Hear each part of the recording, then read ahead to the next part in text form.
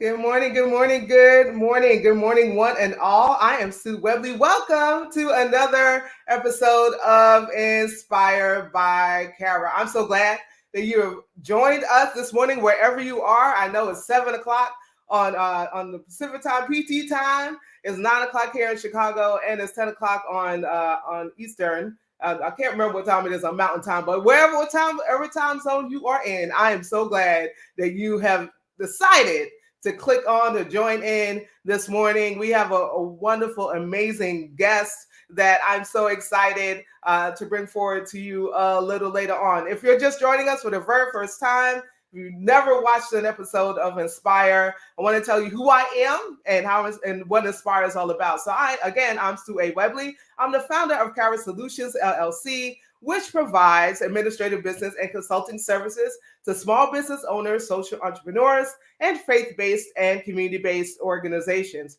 Inspire is a weekly broadcast created to spotlight BIPOC entrepreneurs, influencers, and creatives who are working to create change in their communities and in the world. And so each week we get to take an intimate look into the lives of our guests as they share their stories with us. We are live right now on Facebook, LinkedIn, Twitter, and on YouTube.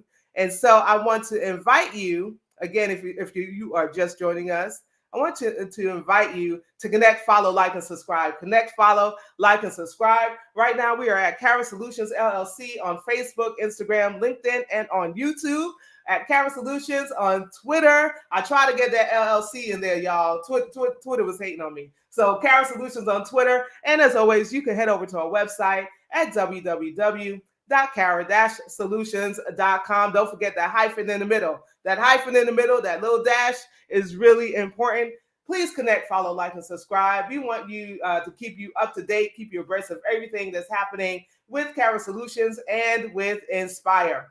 Also, I want to invite you to listen later. So we are also on Amazon Music, Google Podcasts, and Spotify. We are at Inspired by Kara on all of those platforms. So if you missed the live, if you're catching in the replay, if you prefer to kind of carry it with you, take it with you, certainly I invite you to go ahead and subscribe and follow us on all of those platforms. And there'll be more platforms. There's some news coming up next month, so there'll be more platforms added as well. Inspired Swag is here. Y'all asked for it, and it's here. It's live right now on the website at www.kara-solutions.com. And, I got to listen, Inspire Black Joy. Inspire Black Joy. Inspire Black Joy is the shirt I have on today. Thank you so much, Sky Michelle's Teas and Things. Listen, this kid boss right here, she is the truth. And she has housed Kara Motivation swag since Kara's inception. So thank you so much, Sky Michelle, the kid boss. She just turned 9. I want you to go to her website and support her. She has an awesome back to school collection right now. There's going to be more collections coming up, but right now, if you have a child, if you love a child, and you want to support them, you want to get them an awesome T-shirt, a cup, or whatever, please go ahead to skymichelle.com, www.skymichelle.com. You can also follow Sky Michelle on Facebook and on Instagram at I am Sky Michelle. Let's support this. Listen, let's support Black business. Let's support Black business. All right. So I'm going to ask the question because I'm matching today. Listen, Scott got me matching today. I also have my matching Inspired mug. So this one is Inspired Black Excellence, right? Inspired Black Joy, Inspired Black Excellence. I want to know what you're sipping on. So where are you watching from? And I also want to know what you're sipping on while I sip my coffee. Y'all know I'm a coffee girl. So I'm going about to sip my coffee right now. Ooh, that's good. All right. I know y'all come for me sometimes because I drink decaf, but it's all right. Whew. What you sipping on? Do you have water? Do you have tea? Do you have a fabulous smoothie? Is it apple juice? What do you have? What are you sipping on? It might be a little something stronger. I'm not judging you. I want to know what you're sipping on. Good morning. Good morning. I see the people coming in. Yes. A big cup of coffee. Yes, Tanya. You're watching from Delaware. Thank you so much, sis. Thank you so much. I see. I believe that's Kim Kendrick. Hey, beloved. I see you on. I don't know why your name does not show up as your name. It shows up a Facebook user when you're on my page. Hey, brother. Hey, Maurice. One of my besties out here in Chicago, sipping on a gas station black coffee. Well, some people sleep with that gas station black coffee, but it's popping. Hi, Joy. My sister's on. She's drinking water. Listen, while you are telling me where you're watching from and while you're telling me what you're sipping on, I want you to also share. Listen, the information that's going to come up later, we want to teach our young people and adults, right, about reading and financial literacy. And so I don't want any of our folk to miss it. So share. Do me a favor. Give us a big push. Share it with your network. Share it with your family. Share it with your friends that we are inspired this morning. So let me get into a little bit of news, as we often do. This week's news. Ta-da! So the first thing in this week's news, we're going to talk about student loan forgiveness. So President Joe Biden announced Wednesday that he will provide $20,000 in debt relief to Pell Grant recipients and $10,000 for many other borrowers. And just to give you some context, roughly 43 million Americans hold federal student loan debt, me included, raising my hand, to the tune of $1.6 trillion, according to recent federal data. Biden's move has an individual income cap of $125,000. And he also announced an extension of the pandemic pause on student loan payments through the end of this year. Those payments will resume in January 2023. So the forgiveness on these loans, if you took out a private loan, I'm so sorry, y'all. I'm so sorry. Those private loans are not forgiven, right? But there's been some debate. There's been not some debate. There's been a whole lot of debate, mostly by folk who are salty because they've already paid their loans off, right? Or were privileged enough to be able to pay for school outright, or privileged enough to be able to go through their whole college education, on a scholarship. Right, so some of those folk are salty because they feel like it's a handout, right? Some folk don't care because they weren't planning on repaying the loans anyway. But then yet others are concerned about they say, let's throw the whole thing out, right? Throw the whole thing away. I want to know your thoughts. So what I'm talking about, I want to know your thoughts. So many of us were told that going to college and getting a college education was the pathway to success, right? And so many of us had to take out loans. And we have not, and are still not making enough to justify, one, what we borrowed, right? And some of us are paying loans back from 10 years ago, 15 years ago, for a 3 or 4 year education, from a 2 or 4 year education. And because the interest rates are so high, we have barely touched the principal for those of us who are paying it back, right? So there's something wrong with that. I say just throw the whole thing out. Right? Throw the whole thing out. I mean, I guess I suppose it's one way to keep some money in the government's pocket, right? Because many of us are just going to be paying this thing for the rest of our lives. I've seen so many stories over the last couple of days of people, paying 10 years in and still not touching the principal, just paying the interest. So is this another way to keep us bound? Right? I want your thoughts on it. Yeah, I just think it's a way to keep money in the government's pocket, to keep us having to pay in. And I say throw the whole thing away. Throw the whole thing away. I want to get your thoughts. Let me see. Yes. Okay. So Tanya says it took me almost 18 years to pay off my undergrad loans. That's that interest. Yes, the interest is oppressive. I 100% agree, sis. Yeah, tell me your thoughts. So next up, you see this is a mural of Emmett Till, and this is from here in Chicago. So a new Maryland alert system named in honor of the late Emmett Till will aim to bring awareness to hate crimes across the state. So again, you're looking at this mural featuring Emmett Till, and this is out here in Chicago. So a little bit about this warning system. It went into effect this week. And it's supposed to notify Black leaders across Maryland of any credible racist incidents or hate crimes that take place anywhere in the state. Once a hate crime or racist incident is reported, a team of people will determine if an alert should be sent out. And so this system comes after a Mississippi grand jury announced its decision not to indict the white woman whose accusation fueled the lynching of Emmett Till nearly 70 years ago. I don't care how old she is. I don't care how old she is. Lock her up. Lock her up. So listen, that's my thoughts. Your thoughts don't have to be my thoughts, but I want to hear your thoughts on this new Maryland alert system. Do you think it would be beneficial? Do you think it'll work? You know, do you think other states need to adopt this alert system? Tell me what you think about it. Tell me what you think about it. And finally, the all black crew, in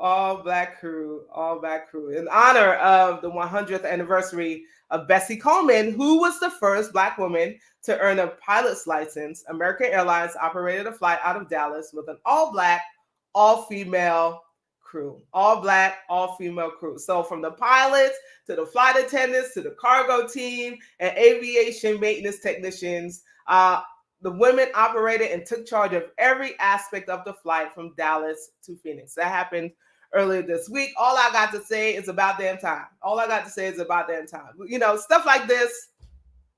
I hate that stuff like this kind of makes the news or we kind of blow it up. I mean, yes, it's a wonderful thing. And I'm grateful that the opportunity exists, but things like this should be normalized, right? And so, yeah, it's about that time. So tell me your thoughts on our news for this week. Was this a one and done? Yes, the question is, was this a one and done for American Airlines? Yeah, American Airlines, right? You gonna do this again? You know, we're gonna have flights with all black, all female crew. Yeah. Well, you know, I don't know if you know, is this a once a year thing? Like, what are they doing? Yes, it is Black excellence, and you know, yeah, it should be normalized. Black excellence needs to be normalized. All right. So thank you for hanging out with me for our news this week. For this week's news, continue to shout out your thoughts about this week's news. And if something I missed that was really important, go ahead and shout that out in the comments. Go ahead and shout that out in the comments. So we are getting ready to bring our guest on. I'm so excited. Ty Allan Jackson, founder of Big Head Books LLC. And Ty is an award-winning children's book author, literacy advocate, and captivating motivational speaker.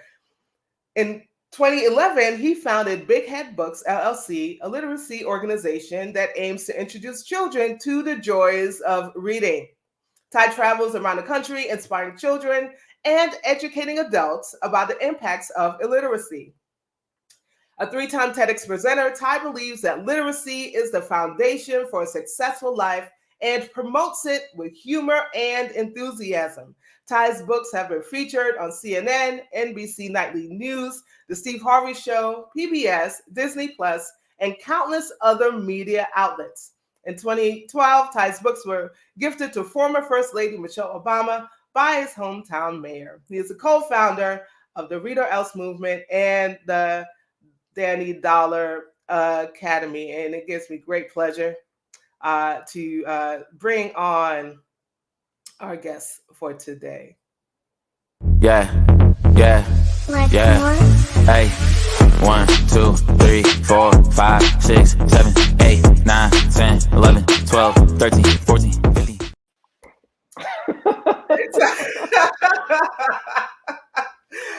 So what I can tell you is that listen, I stalk social media pages, and you have such great fun. Like, you have so many videos. I'm like, which one do I choose? That's a good one. This is a good one because it speaks to what we're talking about today. How are you, sir? I am great today. I am great every day. I'm one of those knucklehead people who just can't stop smiling. I'm the person you either love to be around or hate to be around, because I'm just living life. I'm happy every single day, and just Oh, life is good, baby. How are you? How you I doing? am well. I am well. I'm excited. I'm excited for another That's what's Saturday. up. I'm excited that you are here, that we're getting ready to have this conversation. I'm excited our guests have joined us, and I want you, while we're having this conversation, if you have questions or comments for Ty, go ahead and shout them out. I will make sure that we raise those questions up so that Ty can answer them for you. So Ty, what are you sipping on this morning? What am I sipping on? So I'm going to probably shock a few people, yourself maybe included. I have never had a sip of coffee in my life. I have never Really? tried. I've never tried coffee. I'm not a big tea drinker. I'll have it on occasion. So I'm not a morning breakfast person. Mm-hmm. If anything, I'll usually have maybe some almond milk. But today I am sipping on a bottle of water. And I say a bottle of water because I just came back from California and found this really cute California bottle, which Oh really wow. personifies California. Like so, Yeah. so that's what I'm rocking with right now. All right, listen, water is good, and Sure, we sir. all need to drink more of it. I know I need to drink more of it. And oddly Amen. enough, I became a coffee drinker once I entered corporate America. So I grew up, Okay. my family's from Jamaica, we're from Yad. And so we grew up on Milo and tea with Yeah, milk yeah, in it, yeah, right? Very British, right? So yeah. when I started working for corporate America, I discovered coffee and kind of never looked back. But I did, again, as I mentioned, I did I stopped drinking the Tanya says coffee has water in it. Yes, it does, Tanya. Yes, it does. So I graduated to not to decaf. So but I still do. I still enjoy the flavor of coffee. So I love coffee ice cream, coffee candy. Yeah, coffee has a hold on me. Coffee has a hold on me. Kim is drinking a protein shake. That's good. That's good. That's Yeah, awesome. shout it out. What you sipping on? So when I uh, came across you on Instagram, and I feel bad because I'm just like, why am I just finding out about this person, this amazing individual that's doing such important work in the community surrounding reading and financial literacy? And I was like, I just knew I had to have you on Inspire because you are what Inspire, you are what this program is all about. And so, can you tell us a little bit about your entrepreneur journey? Sure. First of all, thank you for having me on and for the kind words. My journey basically started about 12, 13 years ago when my son, who was 8 years old at the time, asked me a question that changed my life.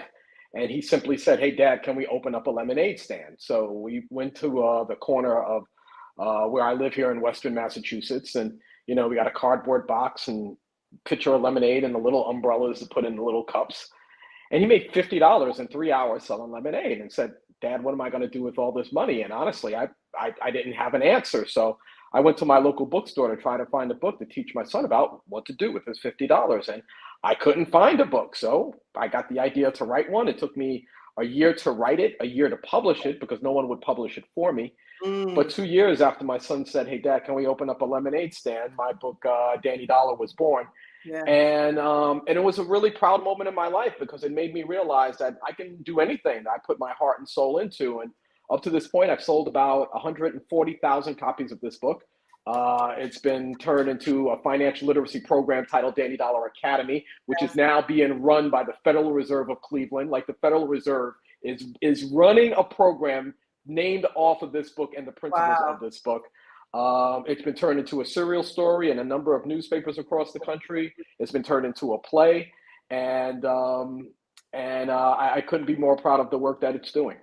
Wow, wow, wonderful. Thank you so much for sharing. We're going to get into the Danny Dollar Academy a little bit later, but I'm so grateful that you brought that up from now. And congratulations on the success of this work and all of your books and all of the ways that you've been connecting with community, right, and with government Yeah, organizations absolutely. to push this work to push this work forward. So you have authored several children's books, and I didn't mention them. I'm just going to throw them up on the screen. You have authored several, and I bought all of them. And I'm going to put that link in the chat, y'all, if y'all want to go ahead, because I really do want you to support this brother on this book. So you've authored several. What served as your invitation, right? So you talked about your experience with your 8-year-old son and the lemonade stand, but what served, because you continued, you could have stopped after this, right? Sure, so sure. Served the invitation to continue to engage youth in this way.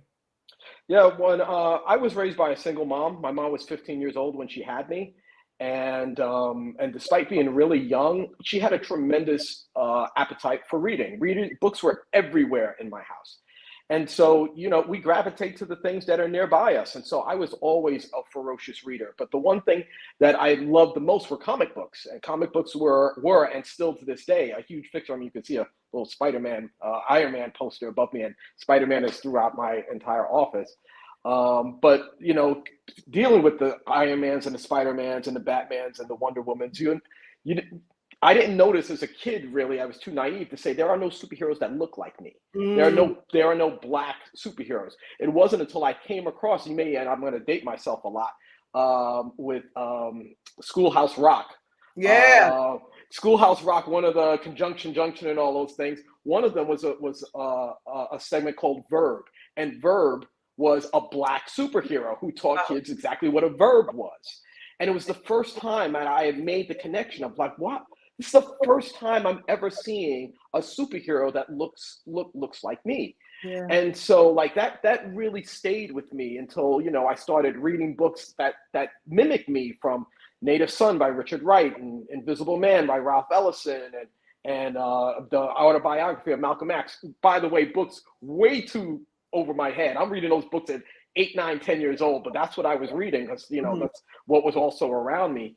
But when I got older and I became an author, I wanted to have books that reflected those same books I read when I was a kid, of Native Son and Richard Wright. I wanted to put those type of books out into the world. But what was really important to me is that these books feature strong, fun, loving, diverse characters. Yeah. But two things. One, that they don't have the heaviness of culture or societal norms. Like, none of my books are about segregation or slavery or overcoming obstacles.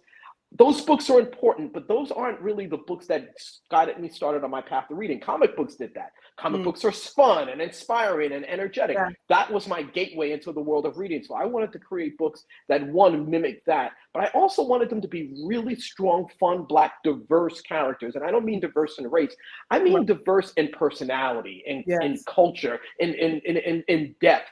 So that a white kid could read this book, an Asian kid, and a Hispanic kid, they could all read this book and want to emulate this character because it reminded them of themselves. Yeah. And so, like, it was really important for these characters to have depth and not just be one-dimensional about my black plight, my black hair, my black skin, and how I have to overcome those obstacles, but instead topics that we all deal with every single day. Like every kid in this country has the exact same issues as everybody else. So it was really important for me to have these really fun, broad characters, and that's why I didn't stop at Danny Dollar. Oh, wow. Wonderful. Wonderful. So you did mention, and I see some questions popping up in the chat. I'm going to get to them, I promise. So you mentioned just now, you talked about Native Son, right? Yeah. And so, I found a previous interview where you talked about it. And so Henry Louis Gates Jr. proclaimed Native Son to be the single most influential shaping force in modern Black literary history, right? You have this book on your nightstand. I don't know if you still have it, but at the time, you had it on your nightstand. So can you explain to us how this book influenced who you are today as a person, and how does it show up in your care for you? So I do have that book on my nightstand, and I will always keep it by my nightstand because it really emphasizes my why, because it was that book that really gravitated me to the power and the joy and importance of reading. And I'm hoping that my books will be on the nightstand of children today, and maybe later on in their life as a turning point for them, as that this book was the book that inspired them to become a reader or learn more about financial literacy, or for them to see themselves depicted in this character. So that's really important. Native Son, the book itself, really mattered to me because it was the first time that I had read a book that the protagonist was a strong Black man. And I'm being a young, impressionable Black kid. It was fascinating to see that the mirror that type of character, although this character was troubled and get into a lot of, had tremendous demise to him, but it was still important for me to see this Black young man from the hood, as I was, going through life. And so it was really important for me to continuously see that book as a constant reminder of the power of what books can do, and hopefully that I'm translating that now into my work for children as they're finding their journeys, be it all in literature or in life itself. So that book is really important to me. Yes. Thank you for sharing. You've also categorized yourself as a storyteller and rather than a writer, right? So why is that distinction important to you? Because first of all, it's gives me a sense of humility to know my strengths and to know my weaknesses. I think the art of writing is an art no different than knowing how to play piano or know how to paint a masterpiece. And I'm not quite there yet. I'm not at the comfort level or at the depth level that I could say I'm a great writer. I'm a storyteller. I'm a person who creates stories that hopefully people enjoy. But what I hope it also does in saying that I'm a storyteller and not a writer is not everybody can play piano. Not everybody can play guitar. Not everybody can create a masterpiece. But everybody can tell a story. Everybody can tell a story. We tell stories every single day. So I'm thinking that also that kids, when they see themselves and know that they may not be a great writer, they also can know that they are a storyteller. They're a storyteller every single day. When they come home and their mom says, "Well, how was school today?" They tell a story. They tell the story about their day.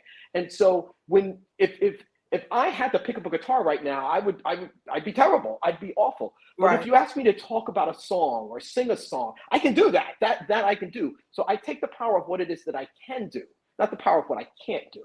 So I try to have that persona so kids can say to themselves, I may not be a great writer. I may never be a great writer, but I can be a good storyteller. I can maybe even be a great storyteller because we do story every single day. So that's why it's really important for me to make that distinction. Oh, thank you so much for sharing. So we understand that a large part of pretty much all of what you do, but a large part of it centers around reading literacy. We're going to get into financial literacy, but a large part of what you do centers around reading literacy.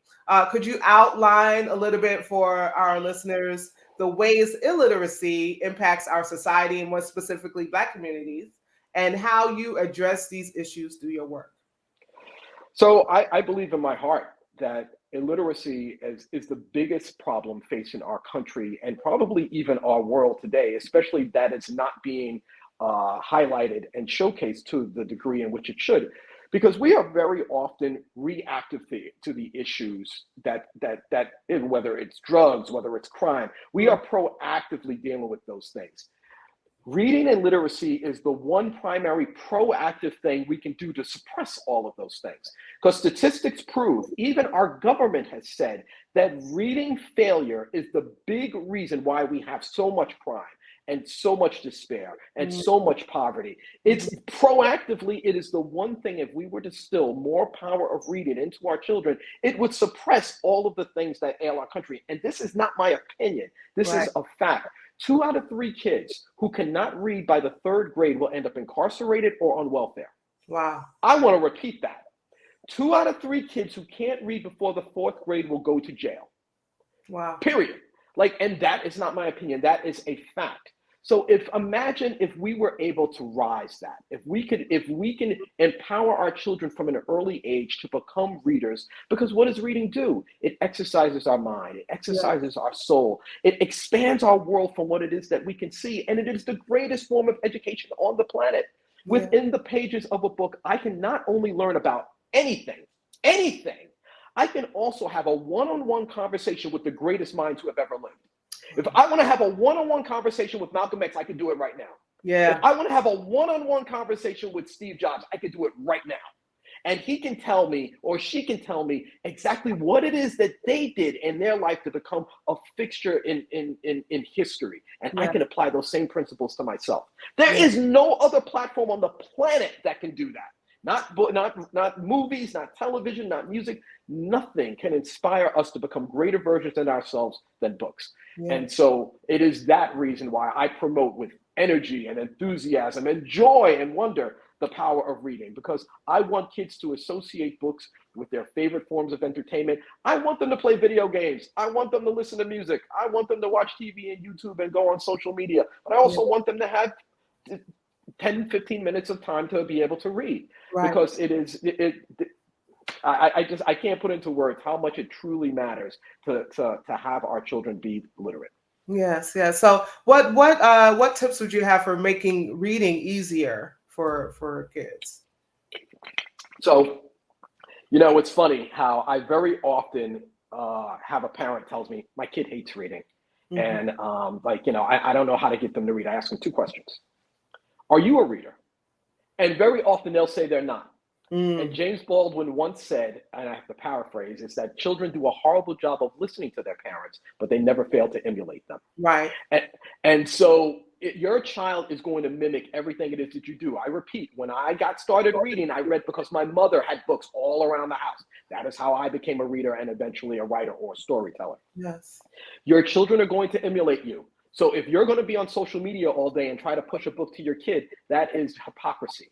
You have to mimic what it is you want them to do. So first thing you need to do as a parent is that you need to mirror reading to and with your child, because it is a tremendous bonding experience to be able to read with your child. The other question I often ask them is, when was the last time you took your child to a bookstore?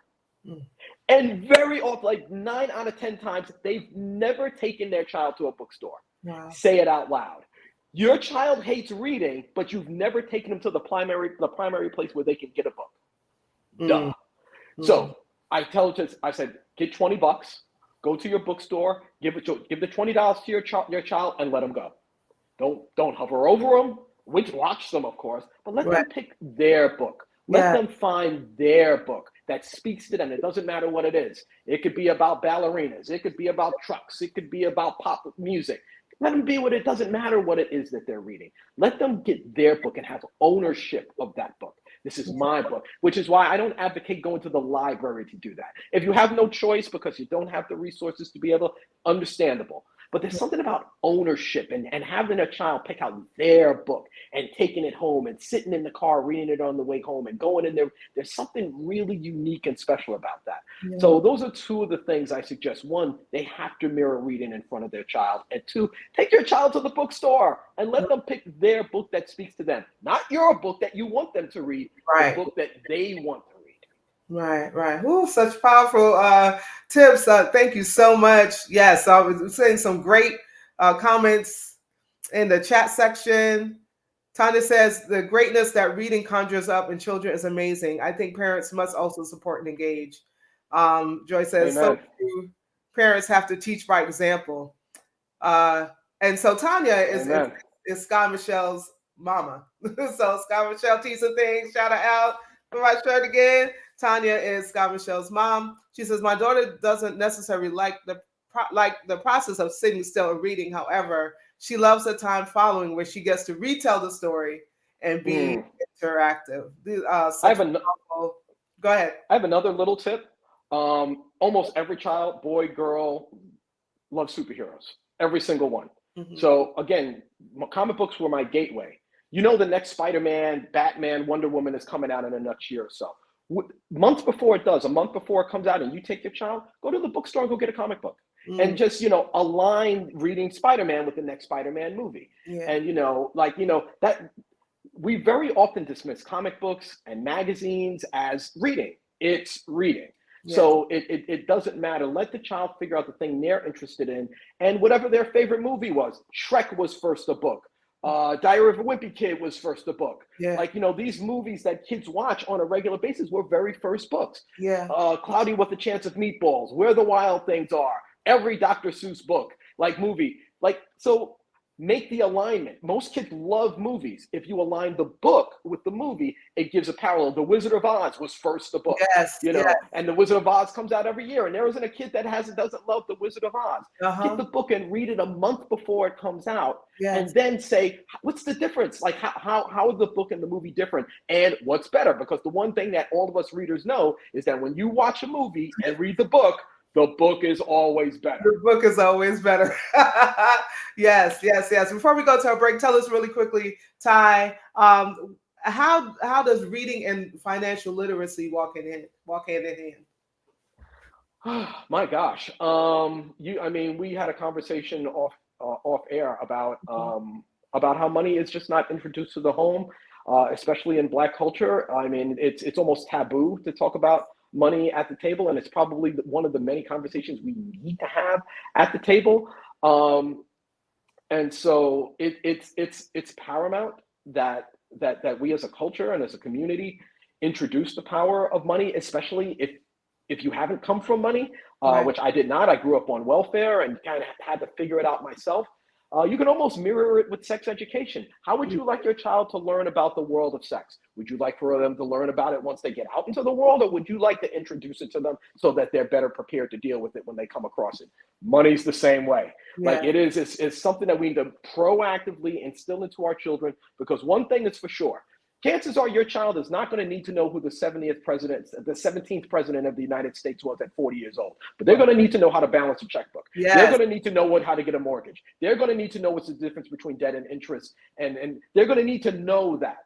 The sooner you teach it to them, the sooner that they'll be better prepared. It is much easier to teach a kid how to play piano at 5 than it is at 25. So It's much better for you to teach your children about financial literacy at 5, and then instead of them finding out of themselves at 25. And books are the primary way to do that. Because like I said before, it's the best way for us to educate ourselves. Yes, yes. Thank you so much, Ty. We're going to take a quick break for y'all to take a sip of whatever you're sipping on. And then when we come back, we're going to talk a little bit about the Danny Dollar Academy and your new work, the book that's I think pre-sale now. Is it pre-sale? Yep. Yeah. So we'll talk a little bit about that and kind of unpack a little bit more about financial literacy. So we'll be right back. If I fall behind on one more thing today, I'm going to call it quits. Is your workload leaving you frustrated? Is overwhelm hindering your performance? Do you have too many to-dos on your to-do list? Call Kara. Just one phone call with a member of our team will have you feeling less pressured and more productive in no time. Our job is to make your job easier. Focus on your passion. Let Kara handle the rest. All right. So those of you watching, thank you again. Welcome, welcome, welcome. We do want you to connect, follow, like, and subscribe. So again, we are at Kara Solutions LLC on Facebook, Instagram, LinkedIn, and on YouTube. We're at Kara Solutions at Twitter. And as always, you can head over to our website at www.kara-solutions.com to find out all about Kara Solutions and Inspire and the work that we do. Don't forget that hyphen in the middle. Don't forget. Want to remind you that we are also on Amazon Music, Google Podcasts, and on Spotify, where it's Inspired by Kara. All of those platforms. New platforms will be added soon. Got some news coming up soon within the next month. And so we want you to also connect with us on those platforms if you want to take it with you, right? Some of you don't have the time to kind of sit and watch a video, but you can listen. And so we want to give you that ability to be able to listen to the interviews that we have here on Inspire. Again, Inspire Swag is here. It's live on the Kara-Solutions.com website. And I'm rocking my Inspire Black Joy shirt. Thank you again, Sky Michelle Tees and Things. Sky Michelle is the kid boss. Again, if you're just joining us, she is 9 years old. She is rocking this thing out. So she has an awesome back to school collection happening right now. And so I want you to head over to her website. Please support her. Please support her. Sky Michelle's Tees and Things. She's at www.skymichelle.com. You could also follow her on Facebook and on Instagram at I am Sky Michelle. Please support her. Also next week, I'm so excited. We're going to have Ken Branson with us, who's a filmmaker and storyteller. and he'll be joining us next week to talk about his life, which is just he has an amazing testimony, and how he shares stories, or how storytelling, how he uses storytelling to help enhance folks' businesses. So that is it for now. We are getting ready to get back. I want to remind you to post your comments. Hi, Mom. I see you. Thank you for joining. Thank you for joining, Mom. Also, yeah. So thank you so much for all of your comments. If you have any questions for Ty, I will be sure to make sure Ty gets them. I do see some questions already. I see a question, I think, already. So we'll make sure that he gets those questions. But we are getting ready to get back and have some more good conversation with Ty. So, you want a bike, a laptop, a pony, new sneakers? Well, then you need money. And guess what? You don't need to be an adult to make your own money. What you do need is a plan. Introducing Danny Dollar, also known as the King of Cha-Ching. Dan is the man with a plan to teach you how to earn, save, spend, and grow your own money. In Make Your Own Money, Danny Dollar teaches you how to create a business, open a savings account, determine needs versus wants, and so much more. He'll even introduce you to some real-life kids who have turned their big ideas into money-making reality. Start earning, saving, and dreaming big today.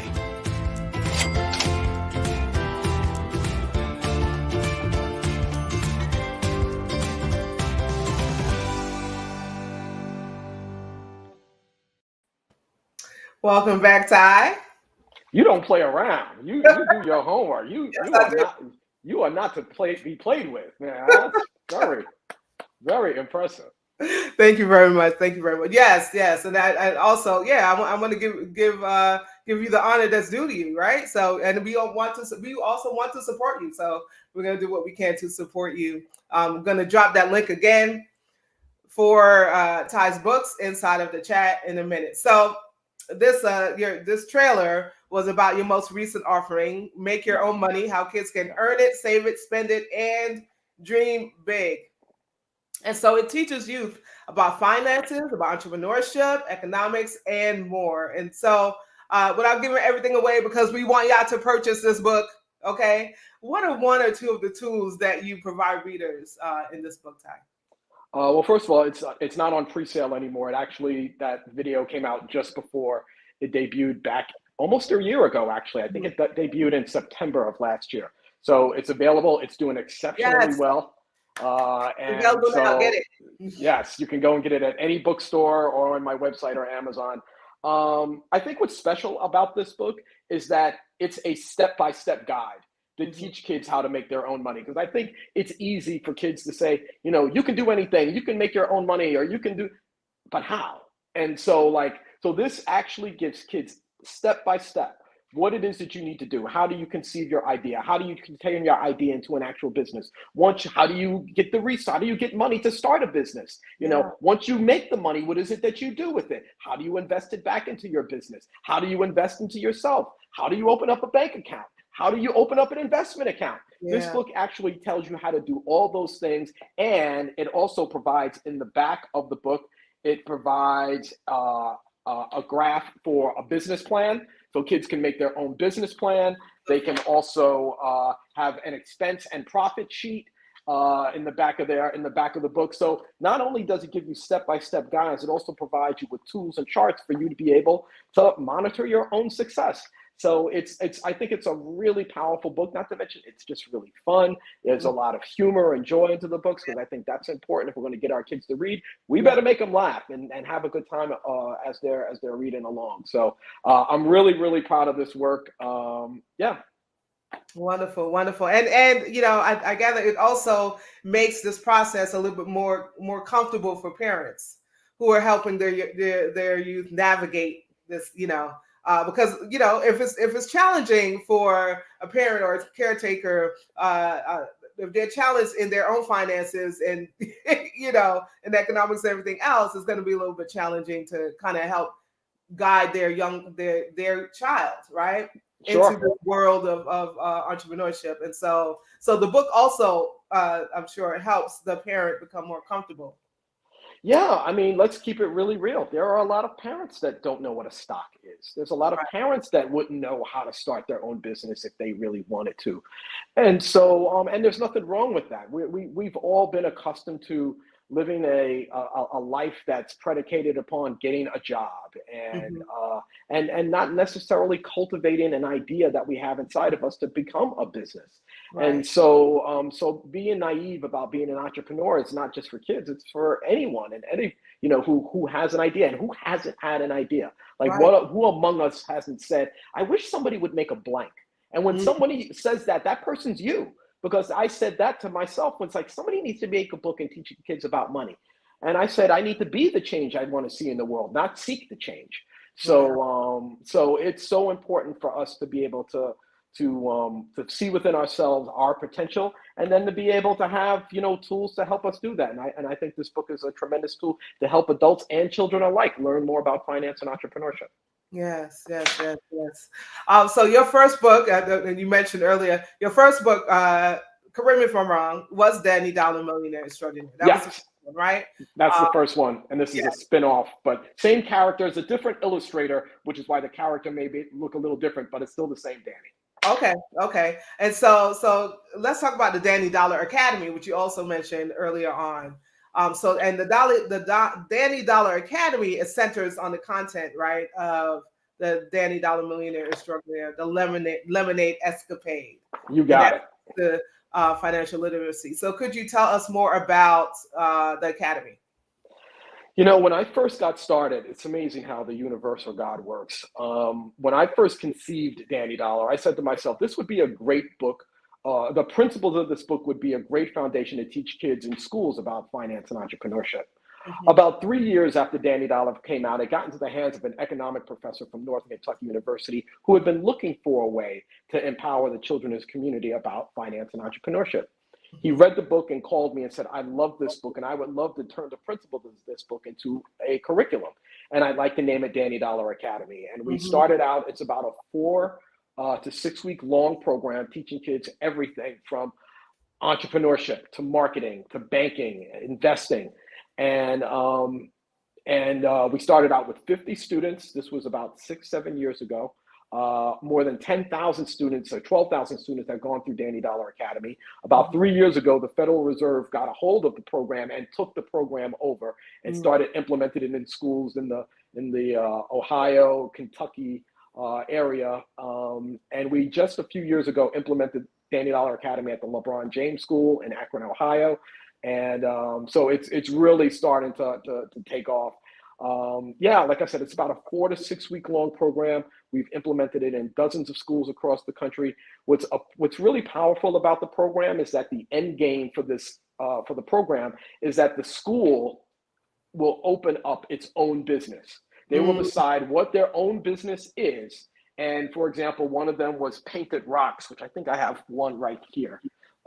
They found rocks in their community, and they would put this one says Oh, that's kindness beautiful. counts, Yes. and they sold the rocks for like $2. They made about $1,500 in profit Wow. from these rocks, and then we give them the option. They could do anything they want with the money that they raise, but we emphasize to them to give it back to their community. So in every single case, they have found a nonprofit, a homeless shelter, a humane society, or whatever, and they've given that book. So not only are they learning the principles of finance and entrepreneurship, they're also learning philanthropy and giving back to their community. So it's a ridiculously powerful program that I could not be more proud of. Wow, wonderful. So, of course, this is the question. The next question I was going to ask, but someone, when Tanya asked this question, is there a virtual program to the dollar? So, is it?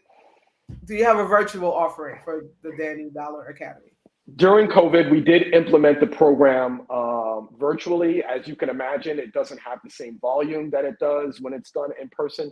So there really isn't like a home version of Danny Dollar Academy yet, but that is something that we are working on, something that is kind of scaled down so that it's something that a family or even a classroom can implement. But if you want, you can actually find the curriculum yourself. You can go to Danny Academy, is it DannyDollar.academy.com, or just Google Danny Dollar Academy, and you can actually find the curriculum right inside the website. Okay. So of course, you have to go through the academy to get the books. I mean, you can get the books on your own as well, Right. but to also get some of the infrastructure on, like there are pre and post assessments, so that we have the schools take, so we know what the kids started out, what their financial literacy is before they start the program, and then after they go through the program, they take a post assessment to see how much they retained, which is obviously an incredibly important metric to see how it is that they're not just retaining this, but how we are doing in teaching them. Right, right. So would this be something we can take to a school and say, hey, can we do this For sure. in school? Absolutely. And we do our best to have the school cost $0. That's what we try to do. So we try to find funders in the community, financial institutions, banks, credit unions, investment companies, or just other community leaders to take the cost of it, so that price isn't an obstacle for us to teach children in our community. And for the most part, we've been very successful in it costing the school $0 to implement Danny Dollar Academy. All it costs them is the time, effort, and energy to implement the program. Right. Thank you so much. So we touched on earlier, we talked about challenges some parents have, right? Navigating reading and financial literacy. And so, well, particularly financial literacy, right? So talking about the value of planning and investing, etc. In your opinion, what are some low stress ways or low anxiety ways that adults like these can learn to become more financially literate, so that they can in turn help their children become financially literate? I think the first thing that we need to do is be real with ourselves. Financial literacy is something that we're not exposed to, so it doesn't feel very natural. And not just as a culture, but just as a society in general. This country has done a pretty good job of suppressing the power of financial literacy, which is why this country is so in debt the way that it is. Wow. But anyway, I could get on my soapbox about that for a while. So I think the first thing we need to do is just know that it's okay that we don't know. It's okay. And then to be able to find the resources. I mean, we didn't grow up in the world of Google, and to be able to literally have at our fingertips just anything it is that we want to learn. So I think to just start out simple and basic. And if I'm just, being selfish, I think having books that speak literally in the language of an 11-year-old to teach kids about financial literacy is a great tool for you, regardless of how old you are, to tell you what's a stock, what's a bond. Also at your local bank, those people are there actually to assist you. Like they're like for free, on how you can help make your money grow, whether it's opening up an IRA account or an investment account. Banks are there to help you do that, so we have to stop the stigma of we only go to the check cashing place. I mean, there is almost no greater, or I shouldn't say none, but there are fewer institutions that are really to the demise of our community than the check cashing place. You do not see check cashing places in affluent communities. Wow. You don't. You only see them in the hood. Yeah. That in itself should tell you something. Yeah. Because check cashing places are not there to help you grow your money. They help to extract your money, which is why they take so much out of your account. When you give them your $500 check, they're only giving you back $485. Wow. That's not happening in the bank. So we've got to have a greater level of trust with the bank and be able to say the person back behind that glass is actually there to assist me at no charge, mind you, to help my money grow. And, these resources are out there. I think it's more of a mindset that we need to shift to be able to say, first of all, we've grown up in an environment that does not teach us. So we cannot rely on our school systems or even our government to do that. So we have to only rely on the one people we know we can rely on, and that's ourselves. Yes. So find the courage to be able to walk into that financial institution and say, if you don't have a bank account, not only do I want to open one, but I need someone to talk me in helping it grow. And that's what those people wearing the suits behind in those cubicles, that's what they're there for. So utilize them. And that's, I think, the easiest path to get started. Wow. Yeah, there's so many folk sounding off about the check cashing places. They're saying the fees are robbery, and they prey on the poor. They prey on the poor. You prey don't on see the check poor. cashing places in affluent communities. They don't exist. You They see don't- banks. You see Yeah. credit unions. You see Yeah. investment centers. Put two and two together. You Mhm. know, that's why these institutions exist, to extract more from the hood, and the other institutions are out there to help those communities grow. Yes, yes. Ty, we are at time. We thank you so much for your wisdom, and for your energy and for your wisdom and teaching us about reading and financial literacy. We're payday loans. They're talking about payday loans. Listen, shout them out, shout them out. We're so grateful that you joined us today, and I hope to have you back. All right, because there's so much more I want to talk about. But I want to honor your time and honor the time of those who are watching. So tell the people what's coming up next for you. How can we support you, and where can they find you?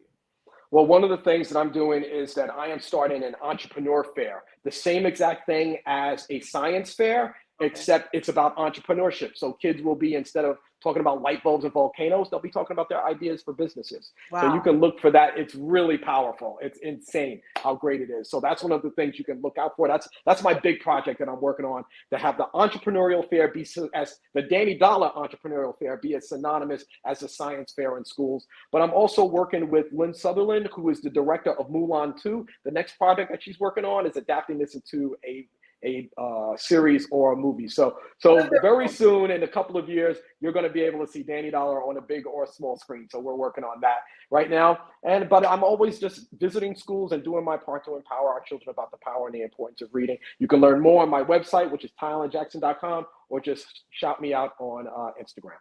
Wow. Thank you so much. Thank you so much.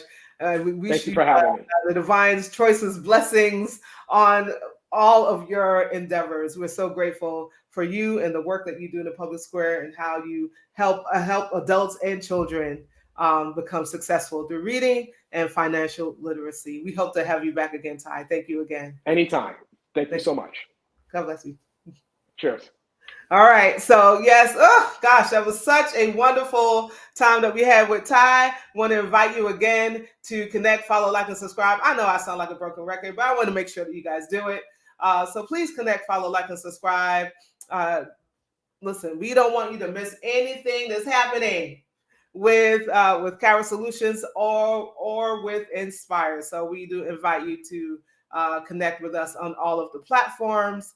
And we want to invite you again to join us next week. We're going to have Ken Branson, who is a filmmaker and storyteller. And we're going to talk all about how he uses storytelling to help others achieve success.